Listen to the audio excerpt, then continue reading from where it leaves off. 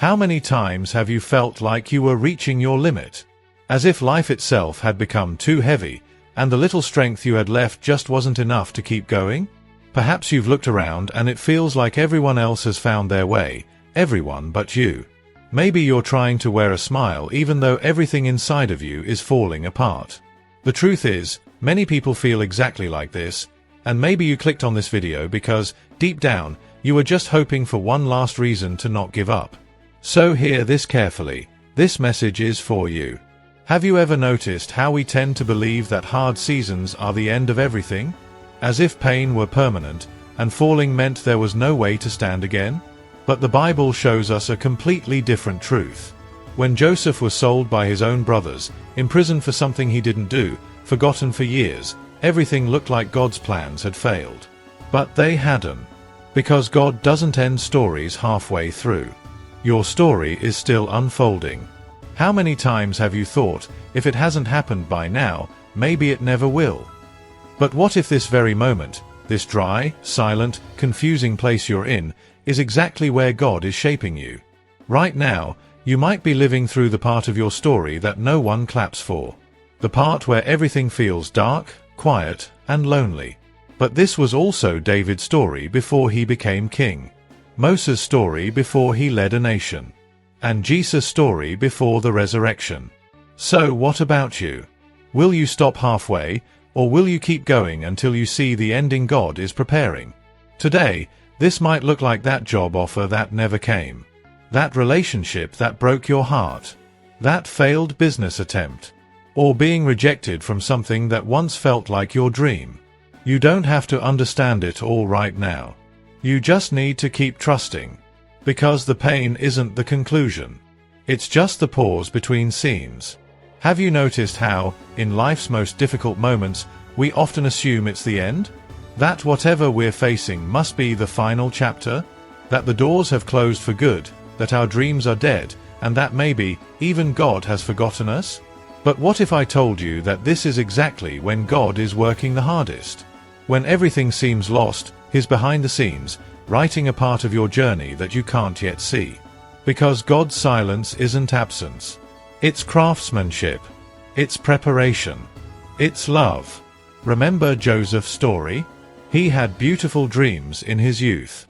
Dreams of being honored, respected, lifted high. But not long after that, betrayal came. He was thrown into a pit. Sold into slavery. Falsely accused. Left to rot in prison. For years, everything around him seemed to shout, "It's over." But here's what we forget. During that long, painful season, when it looked like nothing was happening, God was actually writing the most powerful chapter of his life. Because even when Joseph couldn't see, God saw. Even when he couldn't hear anything, God was listening. And even when he felt completely alone, God was by his side. Watching every tear. Witnessing every injustice. Filling every silence with his presence. Maybe that's where you are right now. Looking at your life and wondering, is there still something left for me? You've tried. You've prayed. You've done everything within your reach. And still, nothing seems to change. But what you may not realize is that God doesn't operate on our clock. He works on his own time. And his timing is flawless. It is deliberate. It is perfect. It is aligned with purposes that our limited minds cannot immediately comprehend. Have you ever thought that perhaps, at this very moment when you are contemplating giving up, God is designing the exact meeting point between your preparation and the promise He made to you? In today's world, this can manifest in so many ways. It's the father who has been unemployed for months and feels he has failed as a provider. It's the young woman who dreamed of passing the university entrance exam but was rejected. It's the business owner who watched their business crumble after so much effort. It's the woman living in a cold marriage, feeling as though she has lost the joy of living. It's the young person fighting depression, wondering if they will ever wake up with the motivation to face the day again. All of these people share something in common: the pain of waiting, the pain of seeing no fruit, the pain of believing they've reached the end. But for God, the end is never the end. It is merely the pause before the breakthrough. And here's something interesting. When Jesus died, his disciples thought everything was over. They thought the plan had failed. They thought the promises would never be fulfilled. But it was only the Saturday, the day of silence, the day between death and resurrection. Sunday had not yet come, and perhaps you are living your Saturday, the day when everything seems dead, meaningless, hopeless. But if you stay strong, even without understanding, your Sunday will come. The day when what was mourning becomes life. When what were tears become testimony. When what was a cross turns into glory. You don't need to have everything under control right now. You don't need to see the entire path. You only need to believe that you are not alone on this journey. Because God is still writing. And what he writes, no one can erase. When the right time comes, and it will come, you will look back and understand why so many doors closed. You will understand why you had to lose some people. Why you cried in secret. Why you prayed through entire nights in silence. Because the God who made promises to you does not lie. And if he started, he will finish. Maybe today all you can do is get out of bed. Maybe all you can say in prayer is, God, help me. And that is enough. Because God does not expect perfect faith from you. He only expects that you don't give up. That you remain. That you keep walking, even if it is with slow steps. And if necessary, crawling. Because, at the right time, those who sowed in tears will reap with joy. Do you really think all this pain would be for nothing? Do you really believe that God would allow so much suffering without an eternal purpose? No. He is using all of this to forge in you someone who will not be toppled later. Just as Joseph was raised as a governor after years in prison, you too will be lifted up. And many will look at you and ask, how did they do it? And you will answer, it was God. It was him all along, even when I saw nothing. So don't let fear convince you to stop. Don't let exhaustion make you abandon the process. Because the process is painful, but the purpose is glorious. You will understand. And when you understand, you will thank God for not giving up now. Because this is not the end. It is just the beginning of what God is about to reveal in your life. How many times have you thought that what you've been through, the scars, the mistakes, the falls, disqualify you for a new beginning? That you are no longer worthy, that there's no way back, that no one would choose you again, not even God? We grow up believing that we can only be useful once everything is sorted out, when our past is erased, when our reputation is spotless. But what the Bible actually shows us is the complete opposite. God doesn't go looking for those who are flawless. He looks for those who are willing. He isn't swayed by a pristine image. He draws near to those who carry scars, who've lived through pain, who have a story to tell. Because he's not interested in a perfect resume. What he desires is surrender. Take Peter, for instance. He denied Jesus 3 times, and not just at any moment, but during the most critical one. He made a huge mistake. And yet, it was Peter whom Jesus sought out to restore, not John, the closest disciple, not James. It was Peter. And do you know why? Because God never gives up on those with a broken heart. He heals. He lifts up. He transforms. What you might view as an irreversible failure is, in God's eyes, rich soil ready for something new to grow. Have you ever looked at yourself in the mirror and questioned whether you still matter? Have you wondered if anyone could ever believe in you again after everything you've done? Maybe you've made poor decisions, hurt people, distanced yourself from God, or gone through something you're too ashamed to speak of. But if you still have breath, then there is still hope. Because God is known for using the unlikely. Moses struggled with speech. David was the youngest and least regarded in his family. Rahab was a prostitute. Paul used to hunt down Christians. Mary Magdalene had been tormented by demons. And yet, every single one of them was used in remarkable ways. Today, you might be battling voices in your head telling you that you're no longer worthy. Maybe it's because you've gone through a divorce. Maybe you lost custody of your children. Maybe you've been behind bars, got mixed up in drugs, were unfaithful, or have fallen so many times you no longer believe you can rise again. But listen to this. You are not defined by what has happened to you. Nor are you defined by what you've done. You are defined by who God says you are. And He says you are loved. You are chosen. You are His child. It doesn't matter how many times you've fallen. What matters is that you still have the chance to rise. And when you do, you'll realize that everything which once felt like it was destroying you was actually what God used to rebuild you. Pain teaches. Failure humbles us. Loss draws us closer to Him. You're not required to go through suffering to be loved, but know this, even when you do suffer, you are still loved. Picture someone who made a mess of things in front of the world, who lost everything, and yet managed to begin again. Remember the story of Tyler Perry? He lived through deep poverty, endured abuse, faced racism and rejection. He slept in a car for weeks while trying to put on a play that no one believed in. But he never gave up. Today, he is one of the most prominent producers and writers in the world, and he openly shares that his faith was what held him up through it all. His past didn't disqualify him. It laid the foundation for the future God had planned for him. So, do you really think your mistakes are enough to push God away from you? He is a father, and true fathers don't turn their backs on a wounded child. They run toward them. They embrace them. They clean their wounds. They care for them. That's exactly what Jesus did with Peter. He didn't cast him aside for the denial. He went after him. He brought him back. And even more, he trusted him again. He gave him a task: feed my sheep. That's not just forgiveness. That's a reinstatement of purpose. That's God saying, I still have a place for you. So maybe you're listening to this and thinking, but I'm not who I used to be anymore. And that's perfectly okay. Because God doesn't want the old you either. He desires the new beginning that can start from this very moment. Don't wait until everything is in order to return to God. Come back now, just as you are. It is right in the middle of the chaos that He begins to bring order. It is in the heart of pain that His healing begins. It is within guilt that He plants grace. You may have stumbled as a parent, as a friend, in your career, in your walk of faith. But you have never ceased to be His child. A child never loses their identity.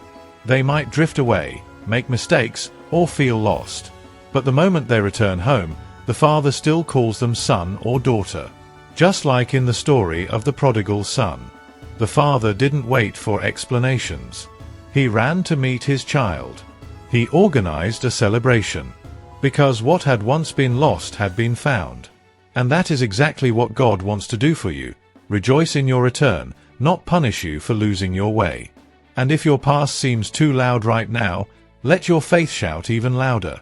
Say to yourself, this does not define me. God still loves me. God still wants me. And if you must, write it down. Speak it aloud. Pray it. Let the tears fall. But whatever you do, don't give up. Because the God who began a good work in you, He hasn't finished yet. And when His work is complete, no one will be able to claim it was luck. Because the evidence of grace will be undeniable. Grace upon grace. Kindness upon the wounds. Restoration upon every fall. Love that silences judgment. That is the God you have. The same God who never walked away from you, even when you thought you were unworthy of His love. We often say we have faith. That we believe. That we trust in God.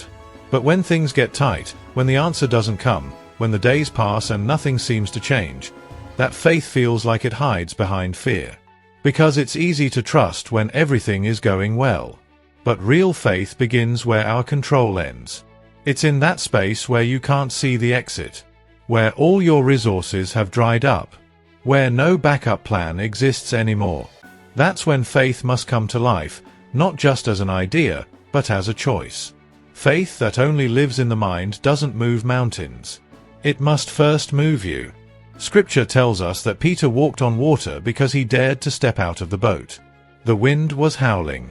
The waves were crashing. Fear was real. But he stepped forward anyway. And even when he began to sink, Jesus reached out and caught him. This shows us that faith doesn't need to be flawless, It simply needs to be real. How many times in your life have you known what you needed to do, but still found yourself frozen, waiting for absolute certainty, a clear sign from the heavens, the complete absence of fear? But fear never vanishes entirely. And God is not expecting you to be perfectly prepared. All He asks is that you be willing. Have you ever put off a decision because you thought you weren't ready? Perhaps there's a gift inside you that you've never dared to explore. A dream you shelved years ago. An apology you've never had the courage to offer. A course you never enrolled in because you believed it was too late.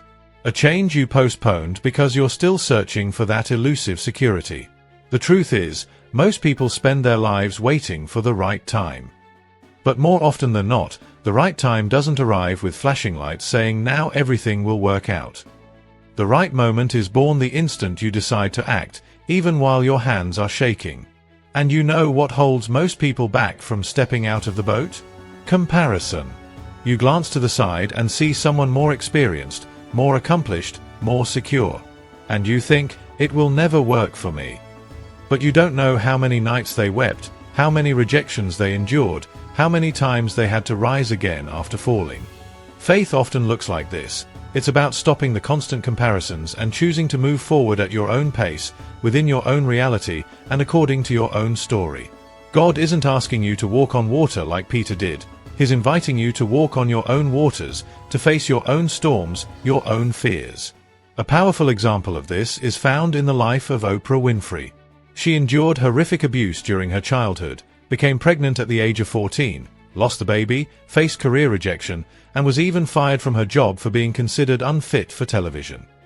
But she held on to the belief that she had something meaningful to give. She chose, even while afraid, to press on.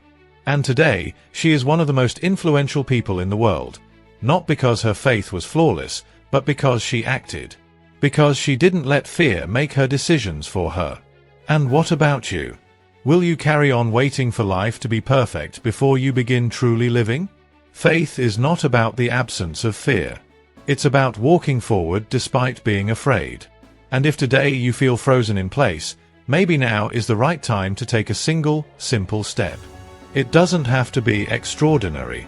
It doesn't need to impress anyone. But it does need to be genuine. It needs to come from deep within. Because God starts moving when we choose to move. He's not asking you to travel great distances, just to take the very first step. So here's a suggestion.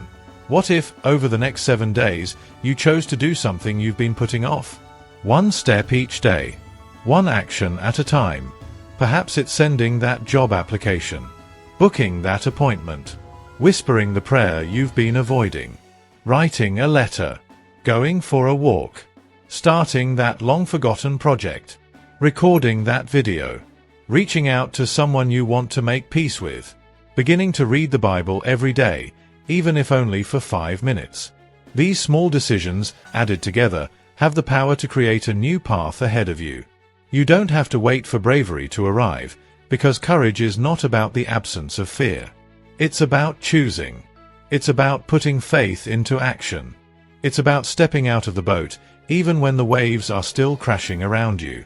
Because what holds you up is not the calmness of the sea. It's the hand that lifts you when you start to sink. Jesus didn't let Peter go under alone. He reached out to him. And he will reach out to you too. But first, it's you who needs to move. Don't wait for the perfect moment. Start as you are. With your fears, your doubts, your imperfections. Because faith that is never lived out eventually dies within the heart. And you weren't made to remain frozen. You were created to go forward. To grow. To change. To live out the extraordinary with God. And those extraordinary moments? They begin with humble steps. They begin today. They begin right now. There are days when all we wish for is someone who will simply listen. Not someone to judge, not someone to offer rehearsed answers, but someone to truly hear us. Because pain has its own voice, one only understood by those who have felt it. It carries a weight that words can't measure. Have you ever felt like that? Surrounded by people, yet somehow utterly alone inside? Like the world continues spinning, but you are stuck in place, lost in the dark, trying to pinpoint where everything started falling apart? Sometimes we feel there's nowhere to turn. We don't want to trouble anyone. We don't want to seem weak. So we hide it all behind a smile. We say, "I'm fine," when we're far from it. We go through the motions, attend to responsibilities, mask the truth. But when night falls, the silence becomes deafening. The pillow becomes a place of comfort. Our prayers turn into tearful whispers. And still, the answers seem to delay. But God is there. Even when all is quiet, He is near. Even in the moments when you feel nothing, He sees you. Even in silence, He understands you. The psalmist once wrote, "Where can I go from your presence?" And that truth remains, you have never truly been alone. Not during that hospital visit. Not on that sleepless night.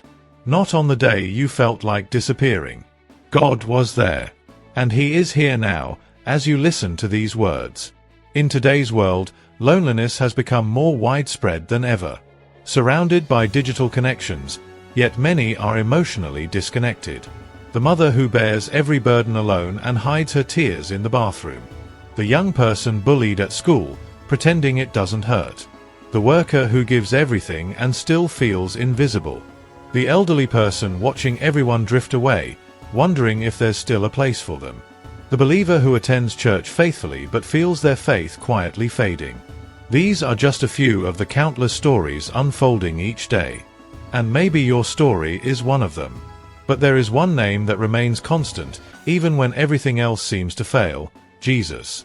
He, too, was left on His own. Betrayed. Denied. Abandoned by those closest to Him.